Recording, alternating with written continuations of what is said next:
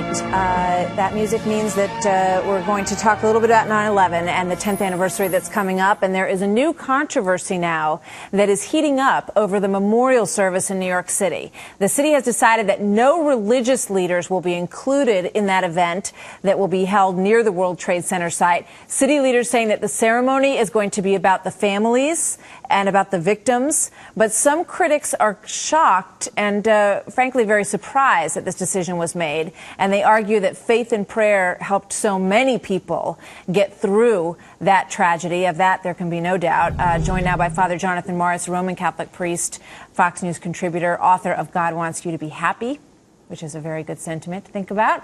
Good morning, Father. Good morning, to see you as Martha. always.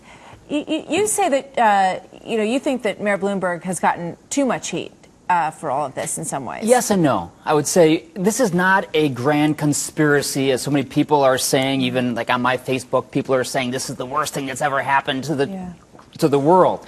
But it's not a grand conspiracy of secularists to try to get rid of religion, I don't think. I think we have to say Mayor Bloomberg, is just as he's excluding even emergency workers, a huge Which has step, upset a lot of people as well. He's saying he's also excluding religious leaders, saying we're going to focus on the families. That said, saying that his intentions, I think, are good, I think for our country, this is an unhappy, an unhealthy, and an unholy mistake in leadership. Why? Because you cannot say that the families and the victims are somehow living on an island, separated from their religion, separated from the fact that this was a national tragedy that involved emergency and rescue workers. I think it's a very simple thing to correct. There's still time. Having 10 religious leaders of the major faiths representing the victims and their families is a wonderful, American, beautiful thing. When you think about the day and just the huge spiritual, overwhelming spiritual feeling that was generated in so many people in those days and in the days after, and of course in the services that remembered all of those people. And I know so many people who felt that, they could never have gotten through it without the help of their priest or their rabbi or the religious person in their lives. And you feel that component of it. It does feel like at the very least, a missed opportunity to sort of to think about, and that Martha, importance. Let's be honest. This was an attack by pseudo-religious people. What a great opportunity to rectify that with real religion, representing peace, representing unity, representing the families and the victims. Mayor Bloomberg is right that this should not be a FaceTime for all the politicians from all over the country that would love to be there. But let's say, and let's be honest, that religious leaders there, as well as the emergency workers, are very much uniquely tied into these families and to the victims. And you would think that a blessing, of a handful of different religious leaders would just feel so appropriate in this moment. And including a Muslim representation. Absolutely. There are Muslims who died. That's right.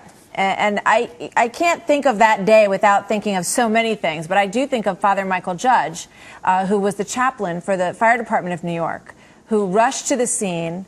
This is a picture of him being carried out. He rushed to the scene, administered and prayed over the bodies of so many people. And when the buildings fell down, Father Michael Judge was struck by flying debris that came down from the building, and he was killed there as well. And they carried his body to a church that was right there and laid it near the altar, is my understanding, until they could, properly take care of Martha, him. Emptying out this ceremony of any religious sentiment does not make this a more dignified, simple, wonderful event. What it does is it makes it less what it was in the moment, and that is a moment also of spiritual truth. It feels like it's become such a huge thing that you can understand the mayor's temptation to sort of just categorize it. Sure. We're just going to, it just has to be families and victims because everybody seems to want a piece of it for good reason or maybe for ill reason in some cases as well. So you can understand his, temptation to just say, well, this is the easiest way I can think of to kind of draw the line. But you do hope that perhaps he'll reconsider. Bloomberg has been very, very gracious to religious leaders in the past, and I'm sure that's his intention now. I think, as I said, it's just a mistake, I think, in leadership. And it breaks the heart of so many rescue workers as well, who were such a huge part of it. And they say, we are family, we are victims, right. and they want to be there too. So it's a tough call, but something that we still have time to consider. Father Jonathan, thank you so Thanks, much. Martha. Always good to see you. Father Jonathan Morris, we thank him for being here.